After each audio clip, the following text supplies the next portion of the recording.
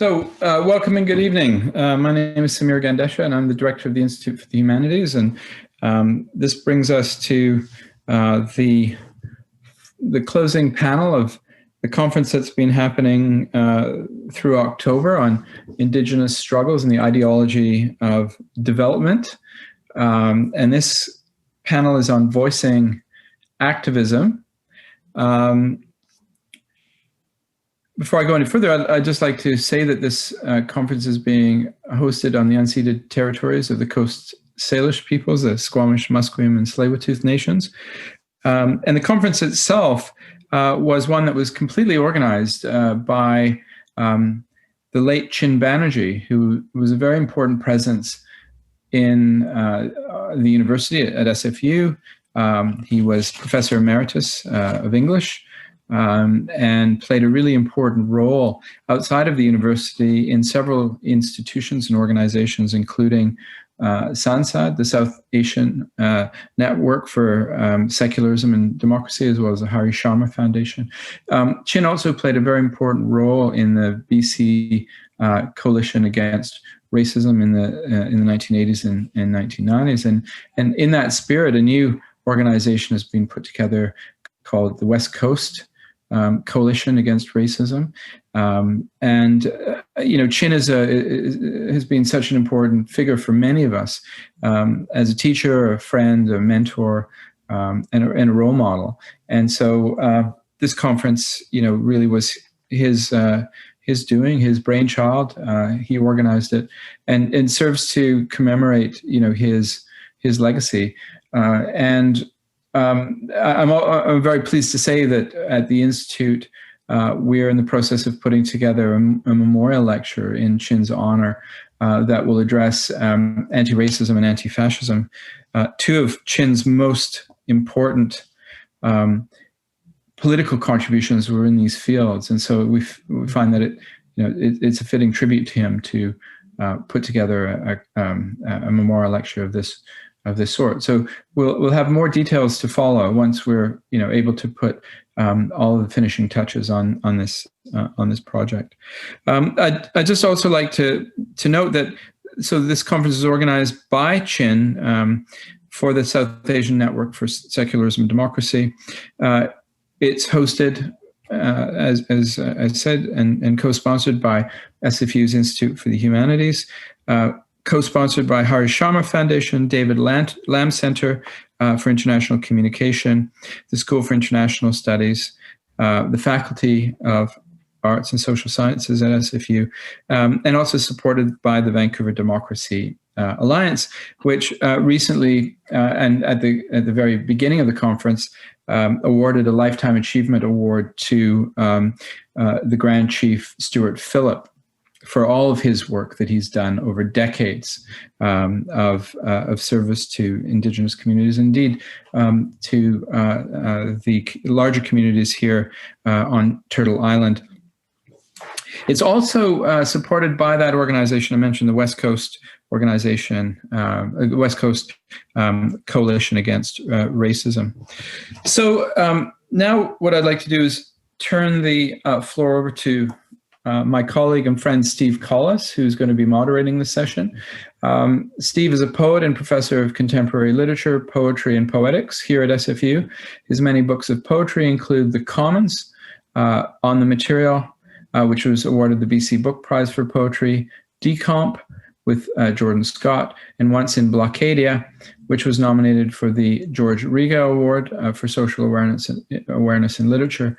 He's also written 2 books of literary criticism, a book of essays on the Occupy movement, and a novel. In 2019, he was awarded the Latiner Writers Trust Poetry Prize.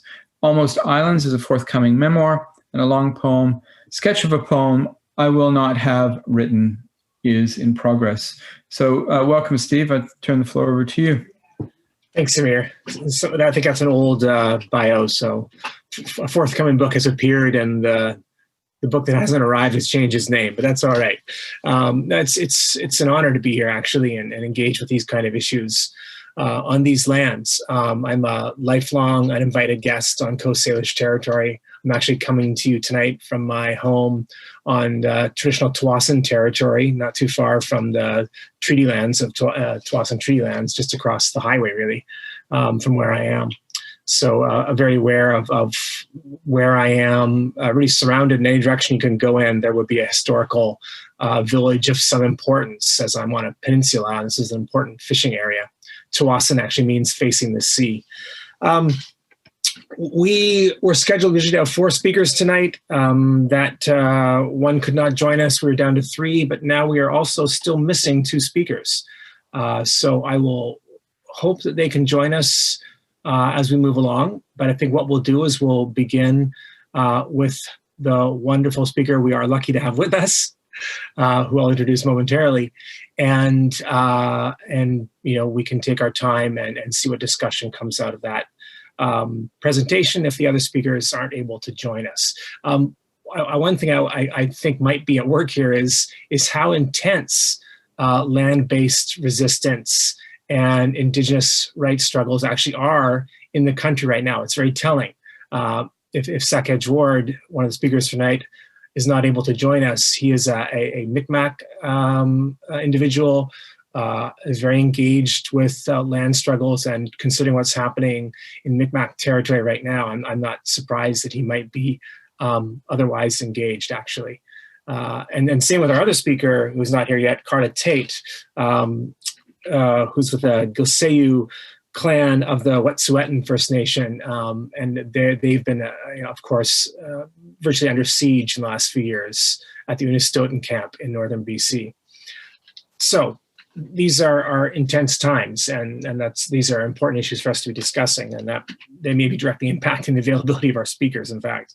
But we are lucky to have Raul Gatica, and I will introduce him. I'll also note that at the end of the talk, we will take questions in the chat. So we'll keep our eyes on that once the speaker is finished. Raul Gatica is a Mexican-born member of the New Savi Indigenous Nation and has lived in Vancouver since 2005. He's a journalist, professor, writer, for-life community organizer. I think that's the best kind of community organizer to be, and sometimes a poet. His verses, stories, and books have earned national and international recognition. In defense of the land, forest, and rights of Indigenous peoples, he has suffered 13 imprisonments in Mexico, disappearance, torture, and exile. In 2006, he received the David Stewart Medal for defending the rights of poor people in Vancouver. In 2013, the Senate gave him the Queen Elizabeth Medal for his tireless work in favor of migrant workers in Canada. In 2014, he received his Canadian citizenship, and in 2016, he won first place in the International Book Award for his collection of poems entitled Broken Man. Please welcome Raul Gatica. Thank you, Steve. First of all, thank you for the invitation to be part of the conference of Indigenous struggle and the ideology of development. I want to especially thank the Sansat, especially Chin, who, wherever he is, I want to honor him, my friendship with him, and also Hari Sharma, wherever he is, I want to honor that. So I want to thank the South Asian Network for Secularism and Democracy. I am also happy that finally in some academic and university institution, they are voicing the activism. Even since I am not considered myself activist, I really respect and recognize that is a good sign that something is happening in the university, who has been usually taking all the space by academic, intellectual, all those kind of the people, right? But now the activist voice or other voices out of the usual panelists has been invited. It is sad that not many others are here, but that's the life. So I want to call to this conversation. Because I don't like presentation.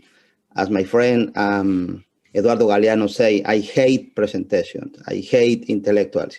So let's say that we will have a conversation. That's what he said. So I agree with him. So let's start a conversation, not a presentation. So this conversation will go around the community organizer as an invisible hand of transformation. So I need to start to make a difference between, or I just mentioned a difference between activists and community organizers. There is a considerable difference. So I really respect activists, but I consider myself a community organizer. I won't talk about that. I just wanted to mention it in order to identify myself, not as an activist, but as a community organizer.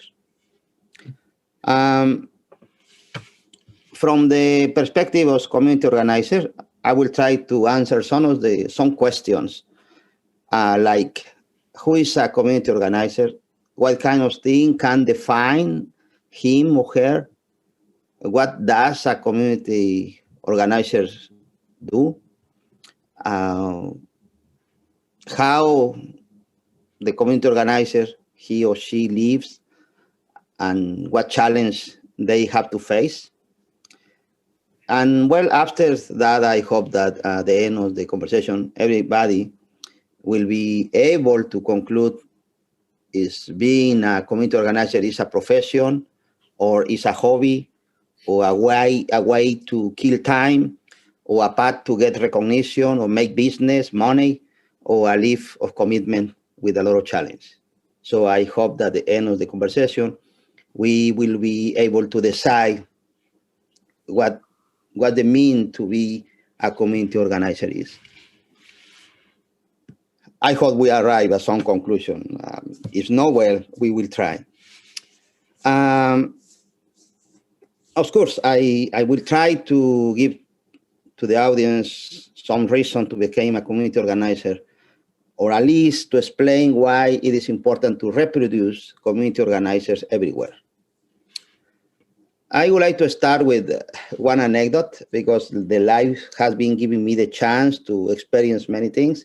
So I have been learning many things for the school of schools, but for my ancestors, for the elders, but also for the life, some experience I have been getting involved with. Around 2010, 11, I was invited for a UBC geography class to an event to talk about the social activists. It happened. It really happened. There were also two other presenters. Each of them described themselves as social activists and expressed their reasons why they consider themselves social activists. One of them said, I am a social activist because I have been taking all the courses around the world about social activism. So now I am totally qualified as social activist after taking hundreds of courses about social activism in different universities. I say, okay, that's interesting. The second presenter say, I consider a social activist myself because I have interviewed the most important prominent activists around the world. Then I understand better than anyone everything about the social activism. So now I am a real social activist. Then when my turn arrived to identify myself, I just have to apologize. I really have to apologize. I have to say, well, I guess you are invited the wrong person, because I never took a single course about social activism. And of course, I never interviewed any of the most prominent social activists in the world. So according to those criteria, I am not a social activist. And of course, I am not. So the only thing that I have to mention is that I have been participating with my community to make it better. I have been participating with Indigenous movement for recovering our land and reconstitute our Indigenous nation. And I was also participating with other issues related with the community where I am living, right? So for those reasons, I mentioned that I was incarcerated 13 times. I have been disappeared one time. I was under terrible torture one time, and I suffered 5 attempts of murder. So I apologize again because I have to leave the panel because I was no qualified social activist. And of course, nobody wanna hear a fake one like me, right? Because I never take courses and I never interview anyone. So I wasn't qualified according with the criteria that the previous one interviewed. So I leave the panel and apologize. And of course, nobody invite me anymore from UBC geography class. So that's why I am also surprised that the Institute for Humanities invite me. I don't qualify with those criteria, right? So that's part of the anecdote about that happened to me. And then let's go to the business and trying to answer some of the initial questions that I raised. So why are we considering to the category of community organizer and knowing the concept of intellectual, philosopher, teacher, engineer, etc.? Just to mention, some of those professions that us could be easily considered, right? Because a community organizer could be a philosopher in the community. The community organizer could be a teacher in the community. The community organizer could be an engineer in the community, right? So, but why we are not considered as an engineer, philosopher, or teacher, but we are considered just a community organizer or activist, right? The following are my guess. It not necessarily are true, but this is what I'm thinking, that maybe it is, that is the reason. One is because it's part of the stereotype that the Occidental culture have imposed, and the dominant power has decided what we are allowed to be. Because we do noise on the street, because we don't follow all the rules that the governments and the authorities impose to the communities, and then we became a rebel, or those kind of things. So we are just activists or a community organizer. We are no engineer, we are not a teacher, because we don't respect those rules. Other reason is because we have not yet a certification for activists as a profession or as a career. Even since the community organizer is more usable than some of the current certified careers in universities. But I am assure you, there will be a certified career for community organizer, or a certified career for university for activists, then it will be considered a profession. But we need to have the certification, to somebody certify us to be like that. And since you get a better salary, then maybe a bigger salary for activists or for a community organizer, then it will be a noble profession, or it will be considered a successful profession, because you get a lot of money. Because many of the success has been considered in relation to how much money, to how much prestige, or how much power or fame do you get. So, but that's maybe why the community organizer or activist has no certification in universities. Maybe one day it will happen. So another reason is, as the stereotypes say, that if someone is able to make noise on the street to create problems against the government, then it can be considered as an activist or a community organizer. But accepting that category without even questioning that, we implicitly accept the role that dominant power stamp us, right? They say, oh, you are street noise people, right? Or you are a rebel. So then we are accepting all those impositions that the stereotype impose us. So, and the other reason is, the people call us community organizer or activists, because in a few occasions, maybe many times, to be an activist or a community organizer is considered an low level of participation or an underestimation of the role that we play in a society. And it's also a minor place in the chain of all those things that matters. We are much less important than the intellectuals, academics, lobbyists, investors who participate in the community to do the changes. If some changes happen in the community, sometimes it is thanks to the investor, thanks to the academics, thanks to the sociologists who did the research, but they don't recognize it also thanks to the community organizer or the activists to make possible those changes. So we usually have been considered as the last part of the chain of the chain of changes, the chain of changes. So we are underestimated, right? So we have no value. Right? That's many times how the social activists, the activists or community organizers have been considered. So maybe that is the reason why certain number of academics or scientists or intellectuals or journalists or lawyers or doctors, etc., didn't consider themselves activists or community organizers.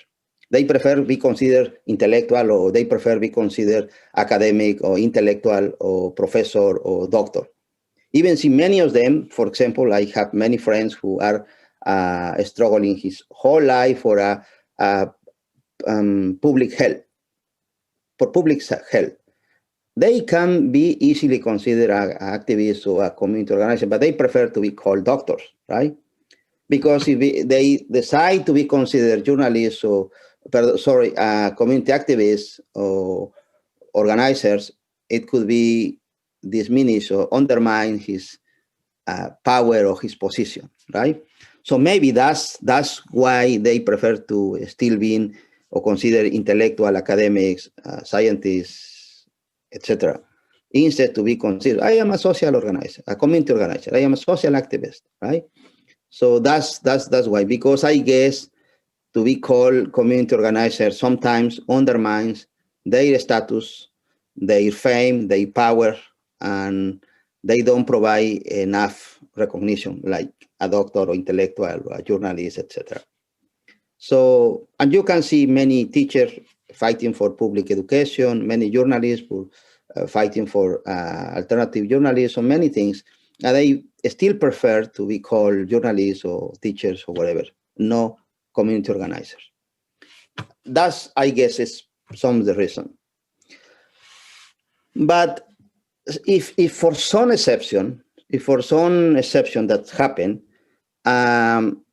community organizers become important, or became considered the person who organize, who create, who fix, who teach ways to imagine worlds or push and help to make something happen. At the end of the day, they say, okay, they play a minimum role, you know? They were not the only one, right? They weren't who define what will happen.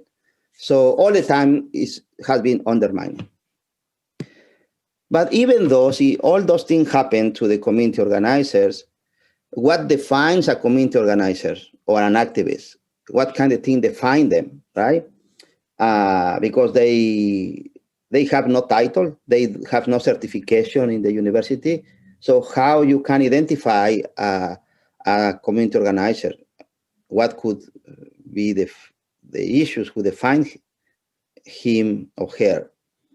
So I'm not saying that this is the truth. That is my guessing. That is my perspective. Could be wrong, but that's what I believe. I believe that a community organizer all the time thinks that they have to do what is necessary, what the community needs, not because they have to do something because it will help their career, or it will make them visible, or they will make them to get salary or a position, or because they can insert into the CV to say, oh, I was also community organizer doing those things, or no, because it will be part of the skill or qualification to get a better job. No, a community organizer don't think about that. The community organizer think that they have to do something that is needed by the community. It doesn't matter if that could be part of the qualification. It doesn't matter if it will give you problems or it will provide you poverty or whatever. They notice that there is something has to be done, and they take the decision to do it. So that is one of the main characteristics of the community organizers. One of my friends told me, so then a community organizer has to get paid or not? Not. That is one of the things. The community organizer or the activist has to do the job voluntarily, for free, for a commitment, for a conviction, not because it is a job or because he will get a job. So, but let's say that even if we are not looking for certification, certified or not, a community organizer is a profession.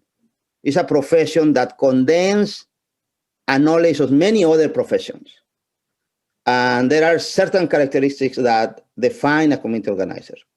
So I guess to be a community organizer or a social activist really condense many knowledge, the capacity to research, the capacity to organize people, the sensitivity to, or the skills, or ability to gather together, many other skills that come from many other professions, right? Analysis, all those kinds of things.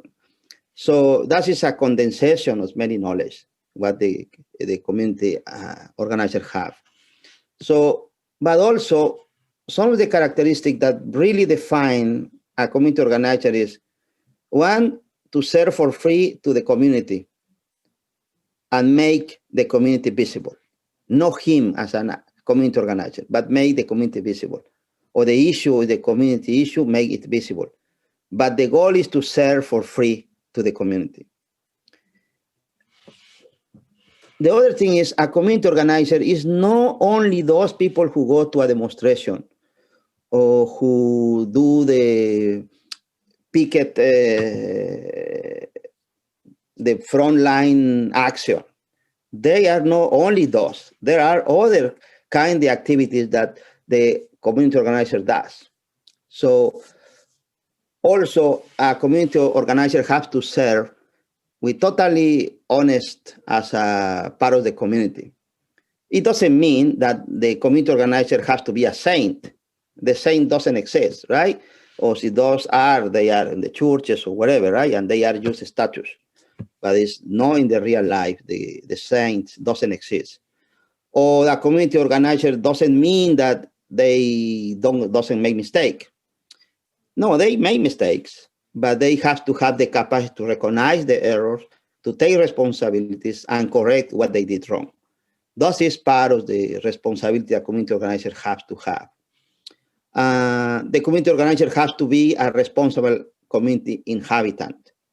In reality, that is where we started to be a community organizer, to be a responsible inhabitant, right?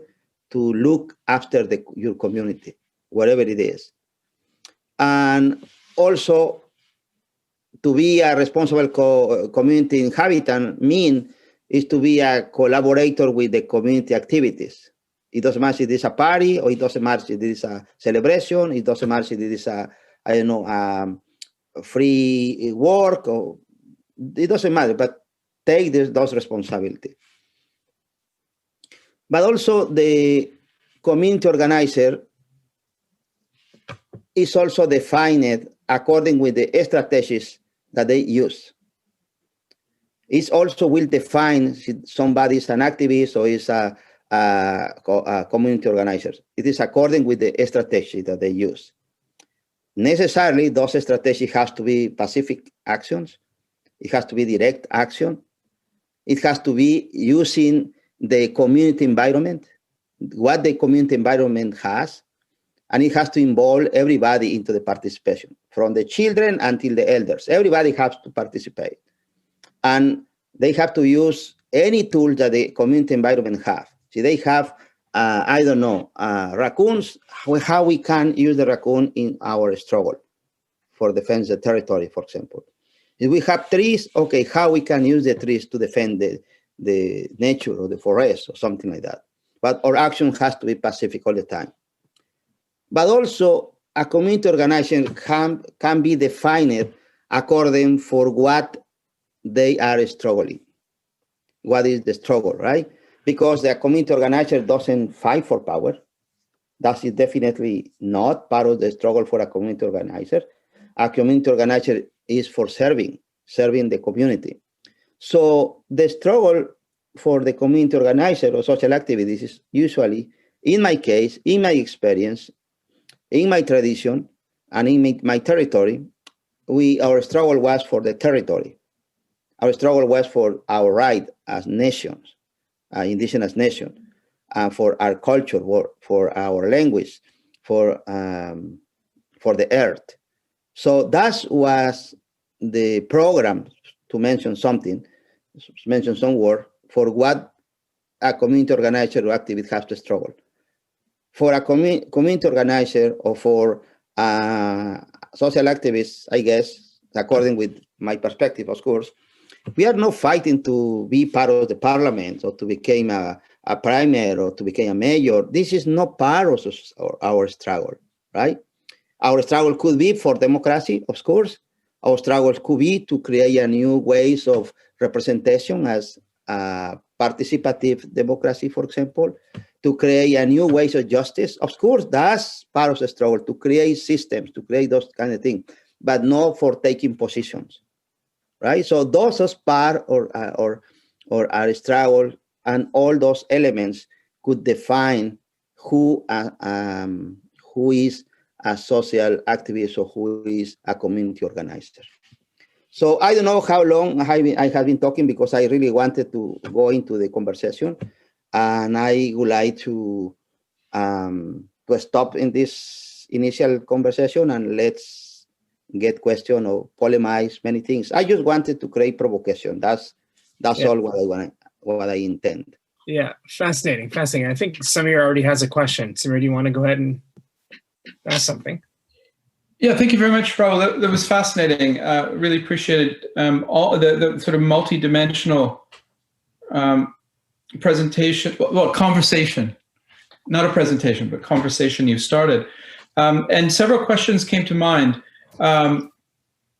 One question is, I think at first you started out by saying there was a bit of a difference between the social activists and the community organizers. If I remember correctly, I think you said, I'm not a social activist, I'm a community organizer. So that seemed to be a significant distinction. But then when you were talking, it seemed like the two blended in and became synonymous. So maybe I misunderstood. But I know that in many circles, there is a distinction drawn between organizing more generally and activism. And organizing is ongoing and long-term, whereas activism seems to be, let's go to the demonstration today because we're upset about something, and then we kind of forget about things for a while, and the next month we go to another demonstration. Whereas the organizers are there in the trenches, right? And I think this is I'd like maybe a clarification on this. And it also reminds me of the fact that in February there were, and as I'm sure you recall, there were these solidarity demonstrations with the Wet'suwet'en people in the north of the province, and it seemed to be very clear that these were protesters who are allying with the struggles on Wet'suwet'en territory against Coastal Gas Link, and the First Nation itself said, we're not demonstrators, we're not protesters, we're land defenders. And the people who were shutting down Canby Street around the city hall were saying, we are protesters. And this was a clear division. I think this is interesting. If you could comment on that, kind of division of labor there, and I think those are sort of two key questions that come to mind here. The difference between the kind of land defenders and who could be seen as, in a way, community organizers. right? But that's a third question. Sorry, it's a third question. I'm wondering if the very idea of community itself isn't really a problematic idea, because you have the same company, the Coastal GasLink, that seeks legitimacy by saying that they've signed 20 agreements with the communities, with band councils, right? But what they haven't done is they haven't gotten the consent, the free, prior, and informed consent of the traditional governance structures that are on the actual territories, not on the reservations and the band councils, but the territories themselves that are unceded. And these people are saying, no, the hereditary chiefs are saying, no, we don't consent. So what is community here? There just seems to be a struggle to determine what a community is. And a community activist could be one who's saying, or a community organizer could be one who's saying, let the pipeline through, right? So those are three questions for you, just to get the conversation flowing a bit more. Yeah, excellent. Thank you for the question. And just for, you really explained the difference between activists and community organizers. You clearly explained there is a difference. I use in this conversation as a synonym because that is the voice in activism. But definitely, I wanted to make the distinction between activism and community organization, because an activist is a person who go to demonstration for one purpose, and the next week go to other demonstration for another purpose, and tomorrow go to another demonstration for Black Lives Matter, another demonstration go for the pipelines, another demonstration go for the global warming. They are just jumping to do activities, right?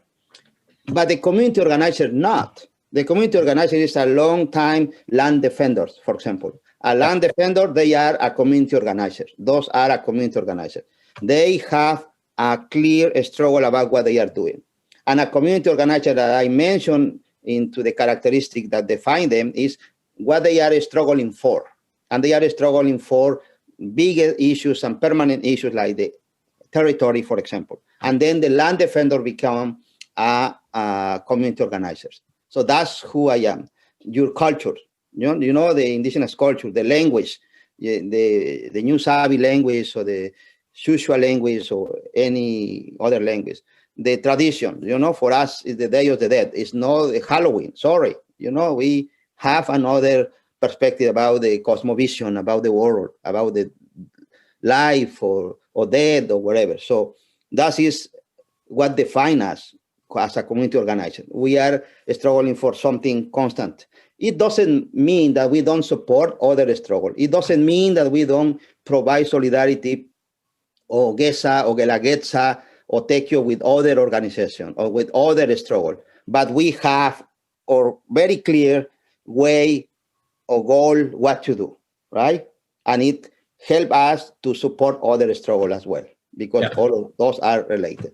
You situate yourself from the past to the present and the future. You have this kind of temporal. That's totally clear. So that is the first clarification. I hope it's clarifies something. Thank you. So the more complicated question is related with they are right to some band or some organization like the council or the elders decide to approve something, right? So the problem is exactly what you say, what the community is, how we can define the community. Well, it has to be related with 5 points who define identity. The 5 points who define identity for a community is: one, to share a territory. So this is one thing. Second, to share or to have a common believing in a cosmovision, right? Third, to have a common way of organization, right? So how you organize your life, your production, your, your trade, many other things. Fourth, to accept, to be part of the community, the self-identification, to your self acceptance, to be part of that. I am a New Savvy, or I am a Cosellis, or to accept that. And the 5th part is to have a common institution, community institution, the General Assembly, the elders, all those kind of things. But to having all those 5 elements is could define a community according to us. And then if we can decide that is a community decision, it has to be decided by the General Assembly, or has to be decided by a consultation with all the community. If there is a consultation or a decision used for the elder, we respect that, we love the elder, but they are not the community. They are part of one of the institutions in the community. We have our own institution as a community. See, those are the young people who decide that they have been accepted. This is one part of the community. There is no the whole community, right? So I don't want to give an opinion about if they are good, they are did good or wrong or whatever. I just wanted to consider what the community is. And then the community is the whole body. There has to be a consultation with everybody. And usually in the community, we use the consensus. Usually we don't use the majority. No one vote. No, that is the Occidental way. No, we have the consensus. We have to agree. And that's why we have, believe me, when one day you visit my community, we have days of conversation, days for talking and talking, right? And we talk in several ways. Oh, we have to do the tequio, so to work for the community. I don't know, to building the school. So during the building the school, we are talking about those big conversation. Oh, we should allow the pipeline to cross our land, and then we start to talking. And then when the authority invite us to have a conversation in assembly, we already got many other conversations in many different moments of the community. And then we go to the assembly is just to generate or to approve the consensus. And the consensus has to be big majority, you know. It's not 100%, but it has to be 90% or something like that, right? Yeah. So it's just a big consensus. So that's the way how the community accepts something. So, and part of the presentation that I wanted to mention is one of the characteristics for community organizer is that he has to guarantee the consensus in the community in the action that he does. So the recognition really to be a community organizer doesn't come from the university, doesn't come from the journalists, come from the community. When the community really legitimize you, that is our certification, that the community recognize you as a person who has been capable to explain the voice or express what the community wants, right? A kind of spokesperson. Yeah. But you are nothing more than that is. You have not the representation, you have nothing, you have the capacity to organize, the people listen to you, you have the spokesperson, that's it, nothing else. So I don't know if I answered your Oh, very much. Thank you. That was excellent. Unfortunately, I'm going to have to leave. Yeah, that's fine. But thank you, Raul. That was a wonderful answer to the question. And then I'm sure there'll be more discussion. Yeah, thank you, Steve. Fair. Thank you, everyone. Yeah. Bye, Raul. Yeah, Raul, I want to mention at least one comment from the chat and also a question in the chat. So the comment relates to community again. And someone notes that their mentor once said, community by definition is a limit. So your job as a community organizer is to make the boundaries more fuzzy and more inclusive, I guess, to grow the community, right? But this whole question of community is fascinating. It makes me wonder if, you know, in the capitalist society we live in, and for many of us, we don't really have a community in the way you're describing. Thus, maybe that's why we have more activists sometimes than community organizers, because it's a little more atomized. They're not connected enough to a community. They care, they're worried about the world, and so they do show up sometimes to show solidarity or participate in a protest, but maybe they don't actually have a community to connect to and work from. And this is a huge problem in the world. The fact that we are displaced from the land, displaced from communities. I know in my own neighborhood, you know, I have neighbors who I know, but I'd have a hard time describing them as members of a community that I share with them. The closest thing I have to community would be through my workplace or through poetry, amongst other poets. This isn't the same kind of day-to-day community we live in. So it really is a wide problem, isn't it? It's the problem of community organizer versus activist, speaks to the whole problem of community we have in a very atomized, fragmented society. Anyway, that was just a comment. That's a comment and a question, but also let me tell you, that comment and this question go to the core of the discussion. Really, it go to the core of the discussion because it's talk about the community, how the community has been created, or when the community exists, or who will be part of my community, right? Yes. And it's especially the core of the problem or the discussion or the conversation, because it's touched the concept of territory, right? What does territory mean, right? And that, I guess, that is part of the problem, that we usually interpret that the territory is just the land, and that is the biggest mistake. That's the biggest mistake. I remember that one of the biggest discussions that we have with Coca-Cola, right? We have a big struggle against Coca-Cola because they wanted to make a plant or make cans with the pop or those kind of things. I would say, no, we don't want that. We are the owners of the territory. And they say, yeah, but you have your territory. You can still planting your corn or wherever. We will just taking out the water that is under the land. And I say, that's the problem that you have, that you doesn't understand what the mean of what the territory mean. Yeah. For us, the territory mean is what is on the earth and what is on the earth, what is under the earth, and what is up of the earth, and what is surrounded the earth. So all those things mean for us territory. What does it mean? That at the end of the day, the whole planet is part of the territory, is part of our territory. But we don't want to recognize that, because if we recognize that, it implies that we have the responsibility for the whole earth. And we don't want to deal with those big issues. We want to deal just with this issue, with my own issue, with my limited problem. So we start to limit and we start to put boundaries, right? Because when they say, talk about the community, talk about the boundaries. Yeah, but what are the boundaries? For example, in California, the New Savvy have a big population in California, right? A lot of Oaxacan people are there, right? You can go there and you could find chapulines, Grand Shopper, you can find Oaxaca cheese, you can find big tortillas.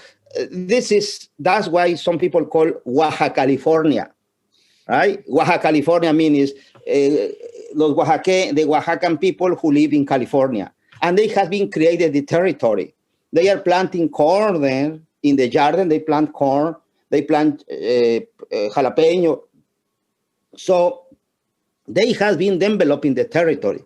They have been created a traditional market, right? And you can go there and you will see chilacayota water. You can see tejate. You can see everything that you could find in the territory of Oaxaca.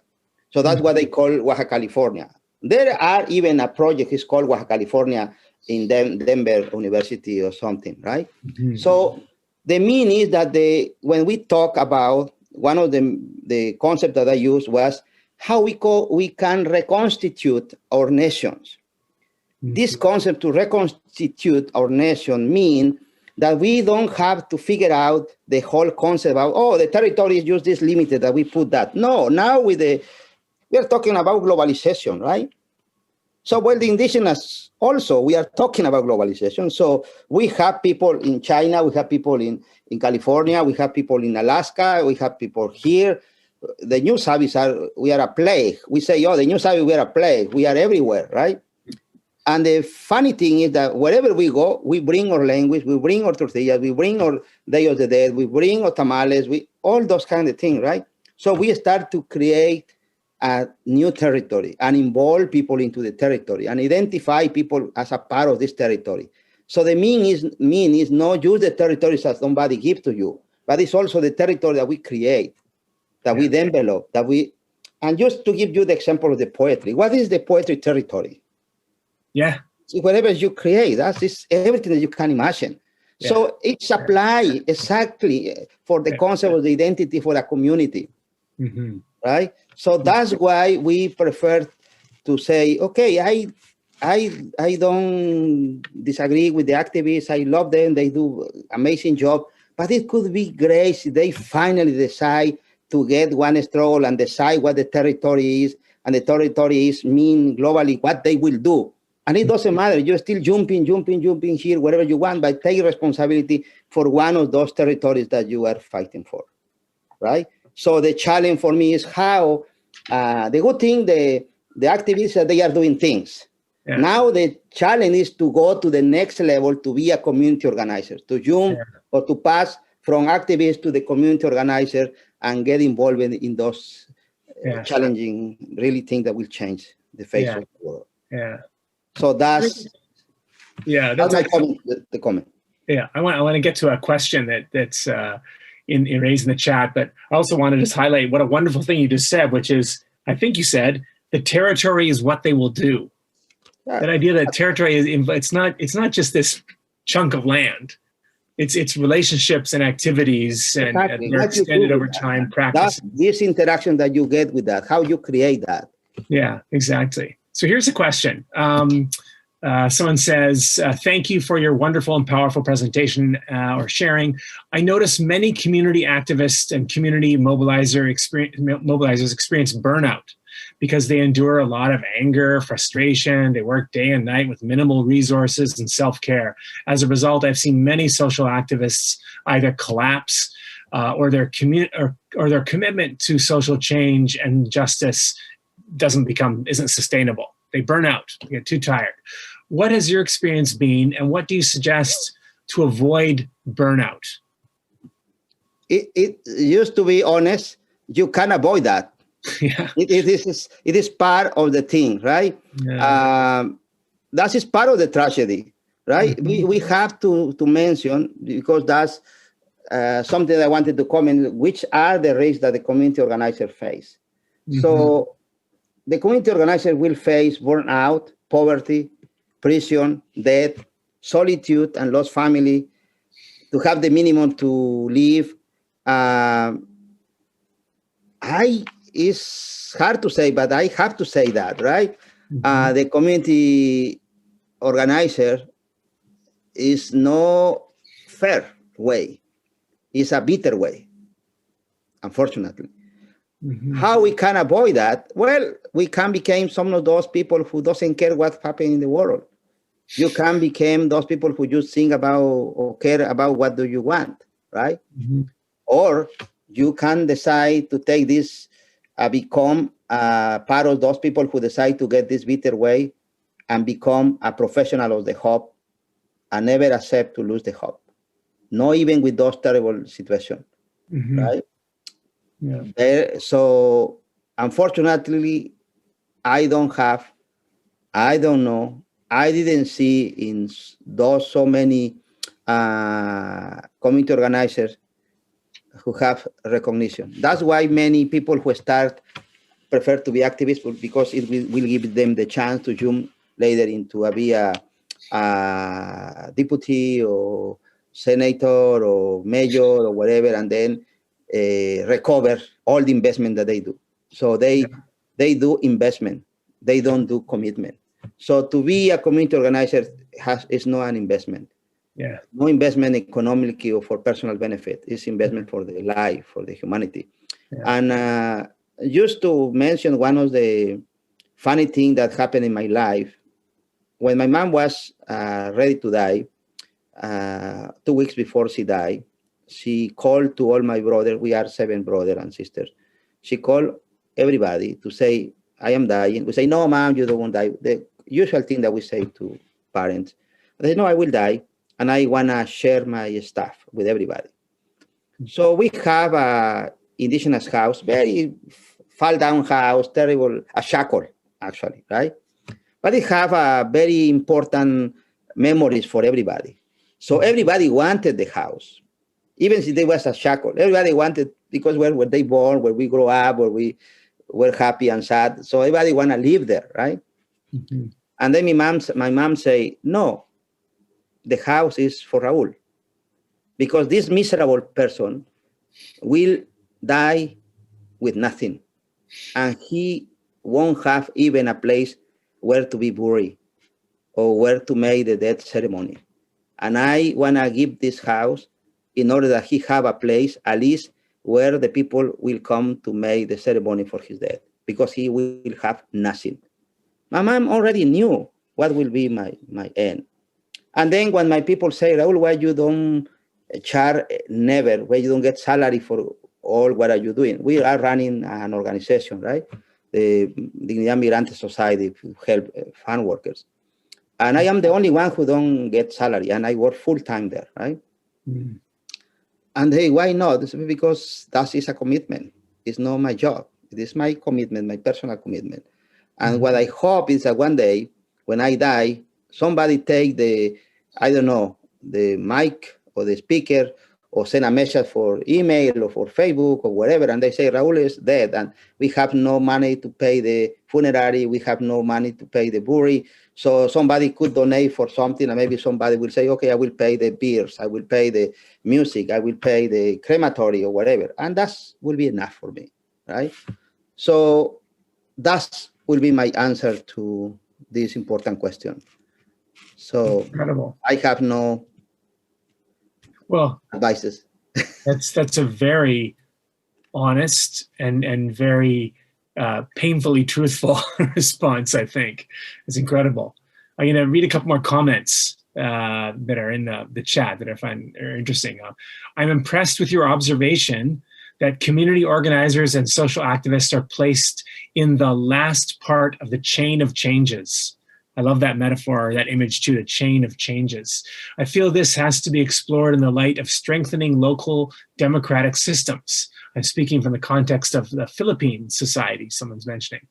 But the chain of changes. Did you want to say something else about chain of changes? Because I was really struck by that phrase too. And is that related to having a cosmovision? So you see where you are in the chain. You see where you fit into something so much larger. So when I say that we are the last part of the chain of the changes, it is because nobody sees us, not because we are not important. That's why the title that I say for this conversation is The Invisible Hands, the community organizer, the invisible hands who make changes. Because we are almost invisible. That's what I mentioned. You know, when some changes happen, oh, finally we get the electricity in the community. Oh, thank you to the engineer who bring the electricity. Thank you to those guys who made the government who pay the wire or whatever. But nobody mentioned, oh, thank you to those organizers who were fighting a lot, to doing many things in order to find the poles, to be in the wires or whatever. Nobody think about, oh, finally somebody say, oh, and thank you for the committee or for the people who did it, but at the end, right? But not because we are not important, but because we became invisible and people don't see us. So we believe in our cosmovision, everybody counts, right? In our cosmovision, there is no one important than other. In our cosmovision, everybody have the same importance that everybody. It's not the first change or the last change. So everybody is important, right? We are very linked, right? If somebody fails, everything will fail, right? So that is part of what we believe. But in the Occidental world, that's what I was mentioning, that in this concept, to be activist or to be a community organizer, in the context of this Occidental world, we are the last chain into the changes, for the changes, right? They don't see us. If someday the pipeline became a stop, everybody will say, oh, great decision for the government. Thank for the government that was very sensitive to do that. Everybody will say that, but nobody will remember all those land defenders who were stubborn, fighting and defending. Even if they were who really made possible that the struggle were sustainable and forced the government to do that, right? They will get less recognition. They will be the last chain of the changes, right? Yeah. So that's why we say the last chain of the changes make us invisible, because the people consider us nothing, only testimonial. In many people, right? Let me tell you an anecdote that happened to me last year. with a professor of the university who was also a speaker in this event. My friend, my dear friend, Gerardo Otero. He invited me to have a dinner, a lunch together.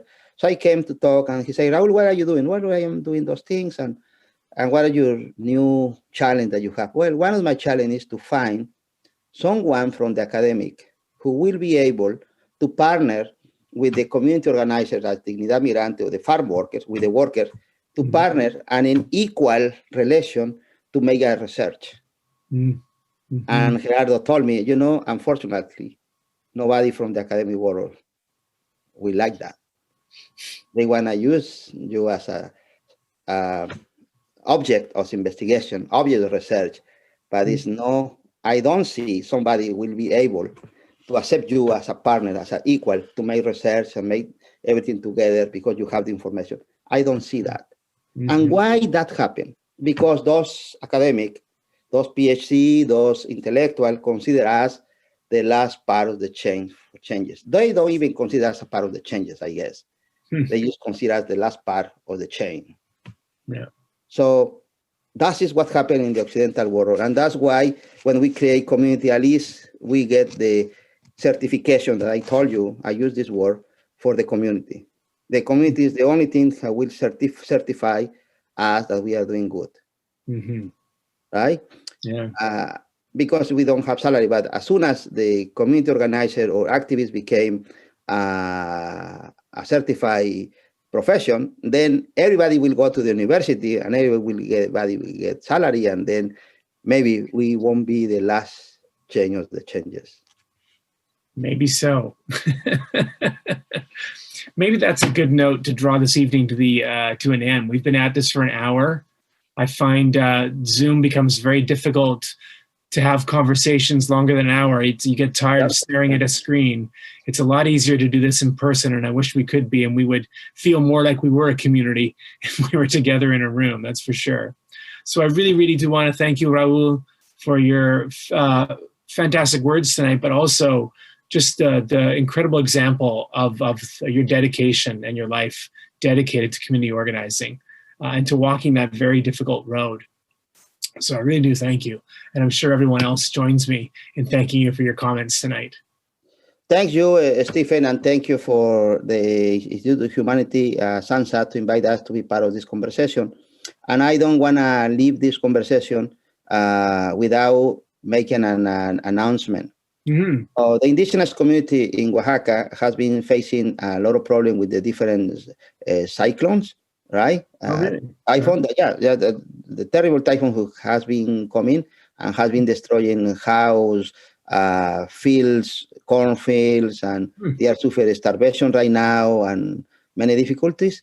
So I will ask if that will be possible to I send it to you or to the UN or whatever, the request of the community, indigenous community, to request a donation or support to survive, because they have been created community pots to eat together, and they need a lot of support. So they are raising a campaign for collect some donation or something for the community. So it is just one page for the picture and brief message with the bank accounts and those things that you can share. And if everybody is able to help, that could be good. I don't forget I have a territory, and I am trying to continue creating my territory wherever I go. That's wonderful. And please do share that with us, and we'll make sure that gets out. Okay. Thank you so much. Thank you. Yeah. And thank you everyone for attending tonight. Take good care. Everyone be well. Thank you very much. Okay. Take care. Bye-bye. Good night.